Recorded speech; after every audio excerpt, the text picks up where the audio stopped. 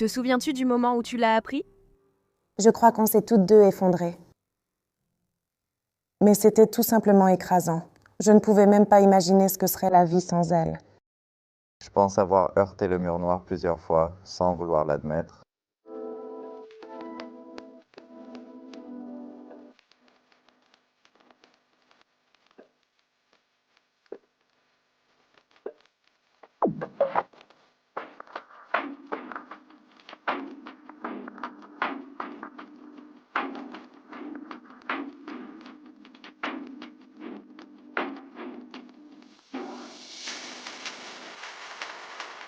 Bienvenue ou bon retour et merci d'être là.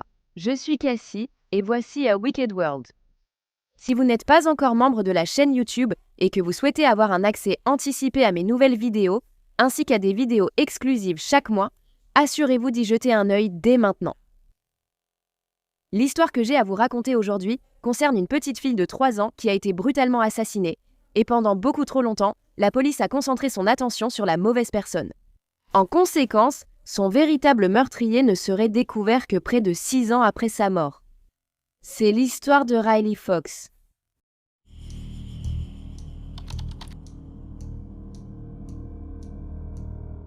Riley Ann Fox est née le 31 mars 2001 à Kankakee, dans l'Illinois, de ses parents, Melissa et Kevin Fox. Elle avait aussi un petit frère nommé Tyler. Riley était drôle, gentille, bavarde et adorable. C'était un vrai garçon manqué qui n'avait pas peur de se salir et elle adorait aller à la pêche avec son père et son frère. Elle aimait aussi beaucoup colorier. La couleur préférée de Riley était le rose et l'émission qu'elle aimait le plus regarder était Dora l'exploratrice. Hi. Bonjour toi. Bonjour. La petite Riley a grandi à Wilmington, dans l'Illinois, et elle était très aimée par toute sa famille. Le 5 juin 2004, la petite fille et son frère Tyler sont allés passer la journée chez leur grand-mère, pendant que leur père, Kevin, assistait à un festival avec ses beaux-parents. Leur mère, Melissa, est allée passer la nuit à Chicago pour pouvoir participer tôt le matin à une marche de sensibilisation au cancer du sein avec quelques amis. Même si Kevin est rentré très tard, vers 1h du matin, il est allé chercher les enfants chez leurs grands-parents et les a ramenés pour dormir. La famille devait aller à Chicago le lendemain pour retrouver Melissa et la voir franchir la ligne d'arrivée. Ils avaient même fabriqué des pancartes plus tôt dans la journée pour l'encourager. Quand les enfants et leur père sont rentrés, Kevin a réalisé qu'il avait lavé leurs draps plus tôt, mais oublié de les remettre sur les lits. Alors, à la place, il a installé Riley sur le canapé et son frère Tyler sur le petit canapé pour dormir. Kevin est sorti fumer une cigarette, puis est allé dans sa chambre regarder la télévision avant de s'endormir vers 2h33. Le lendemain matin, peu avant 8h, il a été réveillé par Tyler dans sa chambre, qui lui disait qu'il ne trouvait Riley nulle part. Après avoir fouillé la maison, Kevin a vu que les 2 portes étaient ouvertes alors qu'elles étaient fermées la veille. À ce moment-là, il a supposé que Tyler les avait simplement ouvertes en cherchant sa sœur. Kevin a également constaté que la couverture préférée de Riley était toujours sur le canapé. Au début, le père pensait que sa fille se cachait simplement parce qu'elle et son frère adoraient jouer à cache-cache. Il a donc continué à la chercher dans toute la maison. Mais lorsqu'il n'a pas réussi à retrouver Riley, Kevin a appelé les voisins dont les enfants aimaient jouer avec elle pour savoir s'ils l'avaient vue. Mais ce n'était pas le cas. C'est donc à ce moment-là que Kevin a contacté la police. Cela faisait près de 40 minutes qu'il avait découvert la disparition de Riley.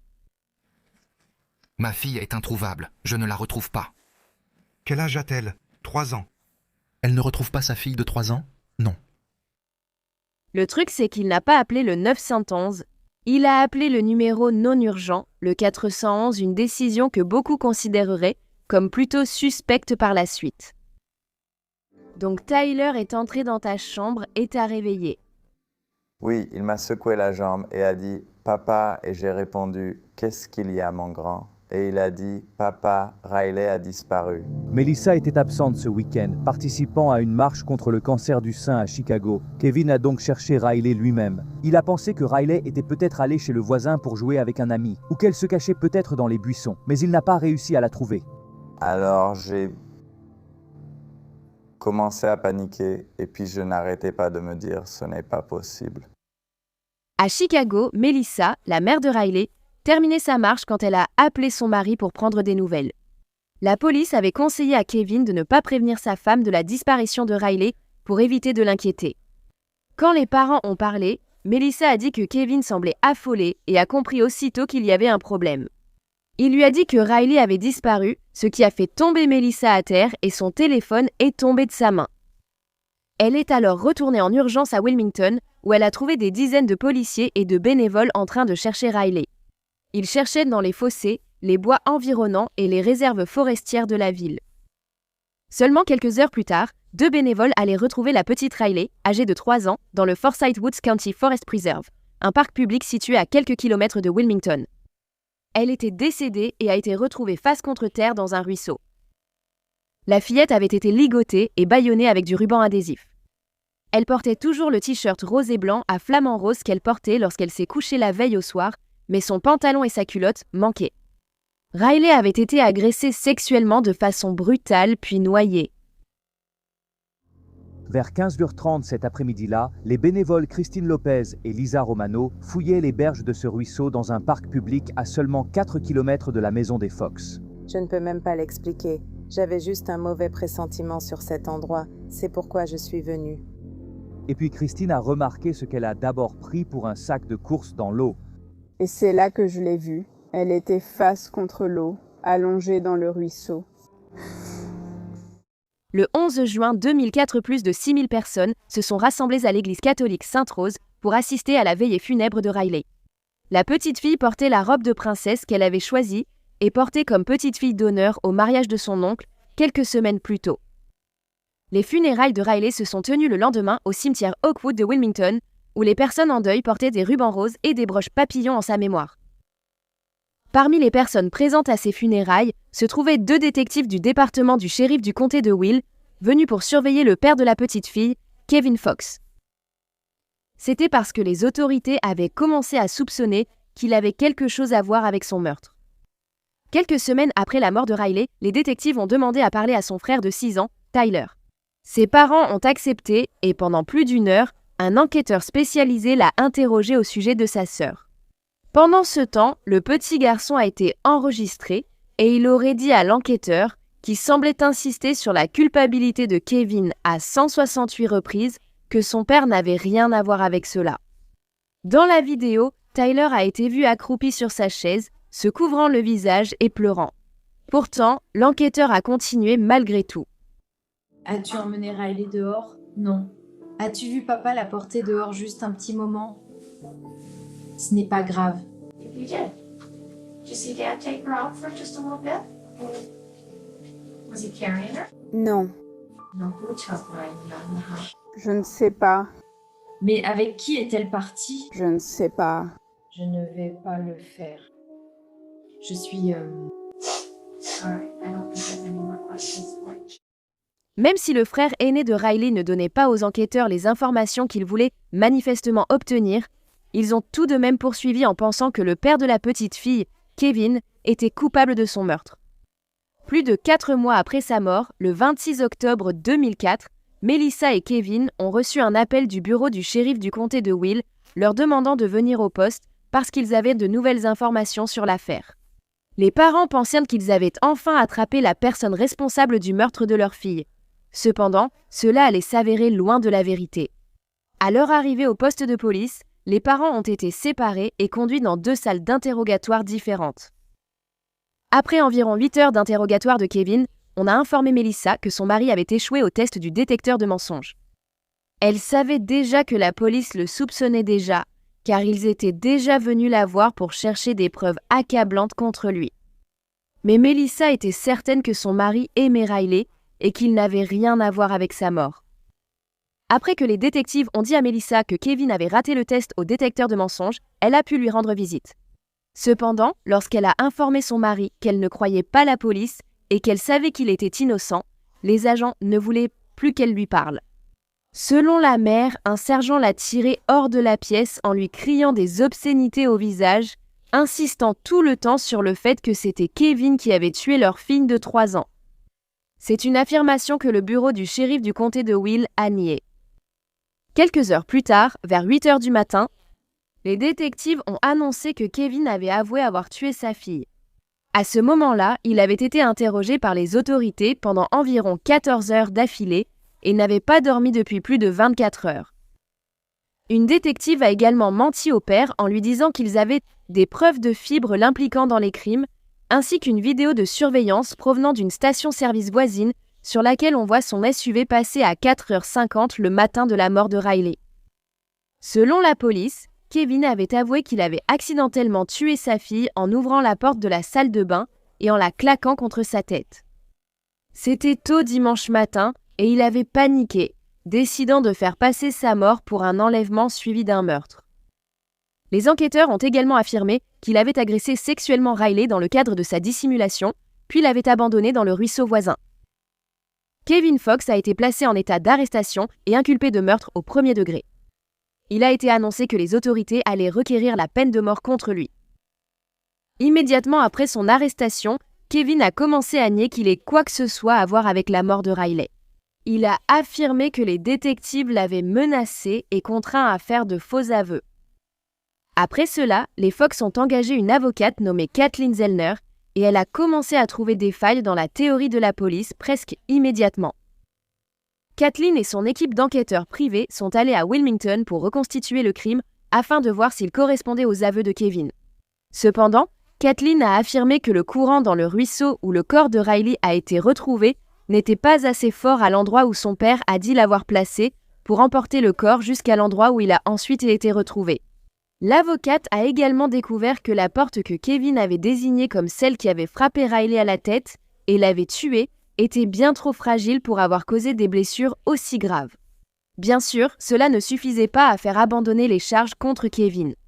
Puis, en examinant l'enquête du shérif du comté de Will, Kathleen a découvert que des preuves ADN avaient été recueillies mais n'avaient pas été analysées.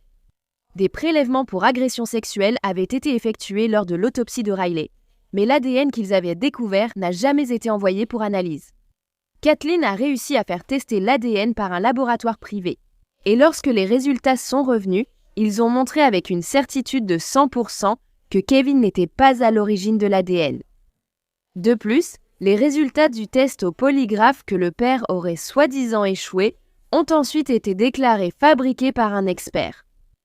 Kevin a été libéré de prison dès le lendemain, le 17 juin 2005, et les charges retenues contre lui ont été abandonnées.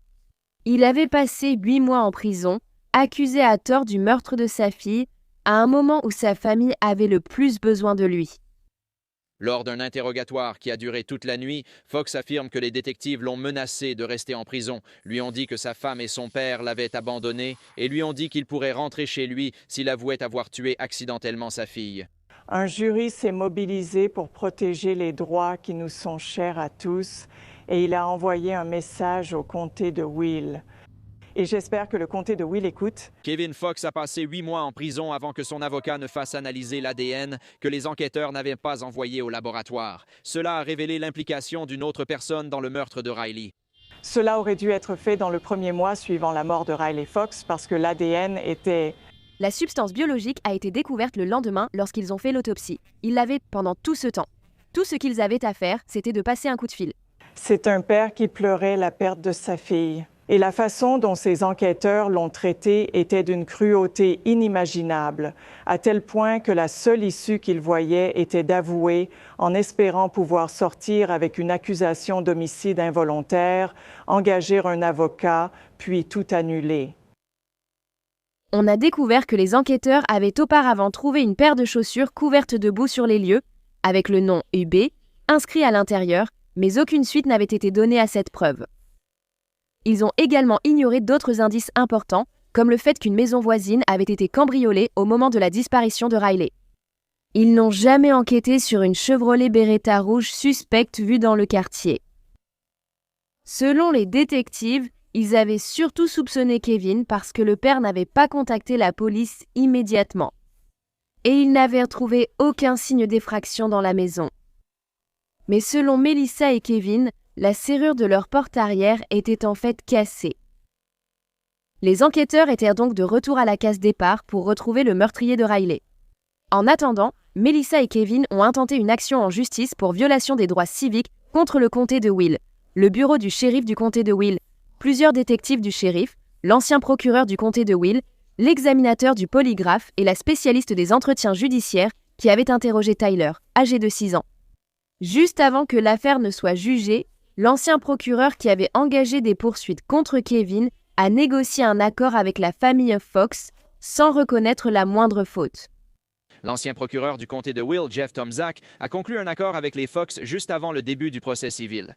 Le procureur en chef actuel, Jim Glasgow, a publié une déclaration disant « Nous continuons à soutenir nos détectives et la manière dont ils se sont comportés tout au long de cette enquête. Nous avons toujours affirmé que les adjoints du shérif ont agi correctement lors de l'interrogatoire de Kevin Fox et avaient un motif raisonnable pour l'arrêter. » L'un des détectives, l'examinateur du polygraphe, la spécialiste des entretiens judiciaires et d'autres personnes ont également conclu un accord à l'amiable avant le procès, sans reconnaître aucune faute. Les avocats du comté de Will ont aussi tenté un accord avec Melissa et Kevin, mais ils ont refusé. Lorsque l'affaire a été portée devant les tribunaux, la famille de Riley a obtenu un verdict du jury de 15,5 millions de dollars, qui a ensuite été réduit à 8,5 millions de dollars. Les enquêteurs se sont immédiatement concentrés sur Kevin Fox, peintre de métier.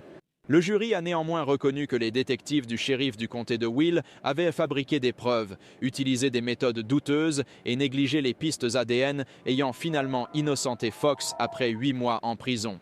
Malgré un verdict de 15,5 millions de dollars, incluant d'importants dommages punitifs, les jurés ont rejeté l'accusation selon laquelle les enquêteurs auraient conspiré pour piéger Fox. Certains de ces détectives travaillent encore dans le comté de Will. Ils ont quitté le tribunal sans commenter. Kevin et Melissa Fox disent qu'ils utiliseront une partie de leur argent pour relancer l'enquête sur la mort de leur fille. Et nous allons continuer notre combat, et notre prochaine étape est simplement de financer l'enquête pour retrouver le meurtrier de notre fille. 6 ans après le meurtre de Riley en 2010, une femme a appelé le FBI qui s'occupait désormais de l'affaire, et elle leur a dit qu'elle soupçonnait son ex-petite amie d'être coupable du meurtre de la fillette de 3 ans. Il s'appelait Scott Eby. Et non seulement il avait plusieurs condamnations antérieures pour vol, mais il était aussi actuellement en prison pour agression sexuelle. Au moment du meurtre de Riley, il était non seulement en liberté surveillée, mais il vivait aussi à Wilmington avec sa mère, à environ 1 mile de la maison des Fox. L'ex-petite amie de Scott se souvenait aussi d'une remarque étrange qu'il lui avait faite un jour après la mort de Riley. Au jardin commémoratif de Riley, elle lui a dit « Je n'arrive pas à croire que quelqu'un ait fait ça à cette gentille fille. » Ce à quoi Scott a répondu « Oh, c'était vraiment dommage, n'est-ce pas ?» Mais la façon dont il l'a dit était très froide, et on aurait dit qu'il ne le pensait pas du tout. Compte tenu de ces informations, les autorités ont décidé de tester l'ADN retrouvé sur le corps de Riley, et elles allaient découvrir qu'il correspondait exactement à celui de Scott Eby, âgé de 38 ans. Il allait ensuite faire des aveux complets concernant le meurtre de l'enfant en bas âge.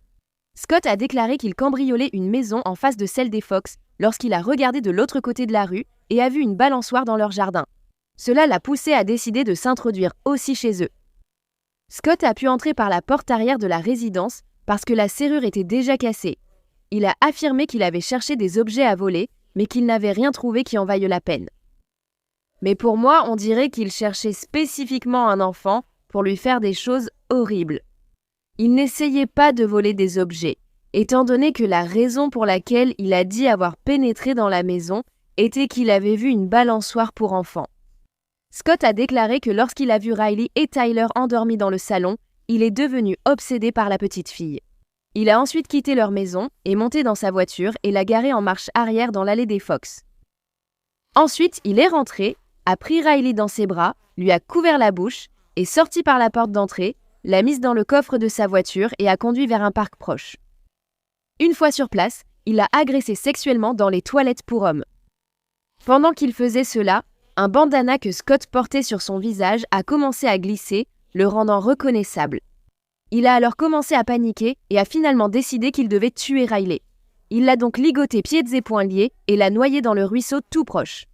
Scott a également fait l'affirmation troublante que les derniers mots de Riley étaient « Je veux mon papa ». Scott a été inculpé de meurtre au premier degré et d'agression sexuelle à caractère prédateur. Il y a une demi-heure, je me suis présenté devant l'honorable Gerald Kinney, le juge en chef du comté de Will, et j'ai obtenu un mandat d'arrêt contre Scott Eby pour 5 chefs de meurtre au premier degré et un chef d'agression sexuelle à caractère prédateur. Je n'ai jamais eu affaire à une affaire aussi déchirante, vous savez, qui a mis autant de temps à trouver une résolution. Mais cette résolution, je pense, rend tout le monde tellement soulagé que nous puissions enfin mettre un terme à cette affaire. À ce stade, il est clair qu'il n'y a aucune preuve de quelque nature que ce soit qui relie Kevin Fox à ce meurtre de sa fille de 3 ans. Une fois qu'il l'avait tué, Scott, avec, tenez-vous bien, des baskets fournies par l'administration pénitentiaire, les a jetées dans la rivière. Il a dit au détective que c'était une erreur stupide et il s'attendait à ce que cela les mène à lui bien plus tôt que ça ne l'a fait. Vous savez, puisque son nom était écrit sur la languette des chaussures. Mais comme la pointure des chaussures ne correspondait pas à celle de Kevin, les enquêteurs les avaient complètement écartées. Ça a du sens. On a également découvert d'autres preuves d'incompétence dans leur enquête. Scott a affirmé qu'il s'était débarrassé des sous-vêtements et du pantalon de Riley dans une poubelle juste à l'extérieur des toilettes pour hommes. Mais ces objets n'ont jamais été découverts sur les lieux par les enquêteurs. Les agents avaient également utilisé ces toilettes pour uriner pendant qu'ils étaient sur place, les contaminant clairement et passant complètement à côté des choses horribles qui étaient arrivées à Riley à cet endroit. Apparemment, dans les heures qui ont suivi la disparition de Riley, la police de Wilmington s'était rendue chez Scott. Un ami avait signalé qu'il menaçait de mettre fin à ses jours, alors une visite de contrôle à domicile a été effectuée. Lorsque Scott a ouvert la porte aux policiers, il aurait vomi, puis leur a demandé s'ils avaient déjà retrouvé la petite fille. Il aurait également été pieds nus et couvert de boue à ce moment-là. Pour une raison quelconque, je suppose que les policiers n'ont pas pensé que les deux incidents étaient liés. La mère de Riley, Melissa, a déclaré que les responsables du comté de Will et les détectives de l'affaire ne se sont jamais excusés pour ce qu'ils avaient fait à sa famille. Lorsque Scott Eby a été arrêté, une porte-parole du bureau du shérif du comté de Will a présenté des excuses publiques. En novembre 2010, Scott a plaidé coupable des accusations portées contre lui afin d'échapper à la peine de mort. Lors de l'audience de condamnation de Scott, Melissa, la mère de Riley, s'est adressée à l'homme qui avait tué sa fille. Elle l'a décrit comme pathétique et une déception pour sa mère, sa famille et la société. Melissa a dit « Je suis venue te montrer combien il était important pour moi de défendre Riley. Elle était sans défense cette nuit-là, et cela fait de toi un lâche et un monstre. J'espère seulement que tu ressentiras la douleur que tu as causée à Riley. Tu l'as arrachée à notre maison, mise dans ton coffre, agressée sexuellement, puis noyée. » Melissa a poursuivi. Même si tu m'as enlevé Riley, tu ne pourras jamais m'enlever le temps que j'ai partagé avec elle. Je chérirai toujours ses souvenirs et me sentirai tellement chanceuse d'avoir eu le privilège et l'honneur d'être la mère de Riley. C'est Riley dont nous nous souviendrons tous. C'est notre petite princesse. Finalement, Scott Eby a été condamné à la prison à vie, sans possibilité de libération conditionnelle. Il a volé quelque chose de très important au monde. Tu sais, elle est partie. Et il n'y a plus cette fille incroyable ici, mais il y a encore des gens dégoûtants comme lui. Après sa mort, les parents de Riley ont eu une autre fille, mais peu de temps après, ils ont fini par divorcer, et plus tard, ils se sont tous les deux remariés. Cependant, en mars 2023, le père de Riley, Kevin, est malheureusement décédé dans un accident de voiture dans l'Arkansas, où il vivait avec sa nouvelle femme et ses enfants. Même si la mère de Riley, Melissa, n'habite plus à Wilmington, elle retourne souvent visiter la tombe de Riley, ainsi que le jardin commémoratif qui lui a été dédié. Elle dit qu'elle préfère maintenant se concentrer davantage sur le jour où sa fille est née, le 31 mars, plutôt que sur le jour où elle lui a été enlevée. En octobre 2023, Scott Eby, âgé de 52 ans, qui purgeait une peine de prison à perpétuité au centre correctionnel de Menard dans l'Illinois, est décédé.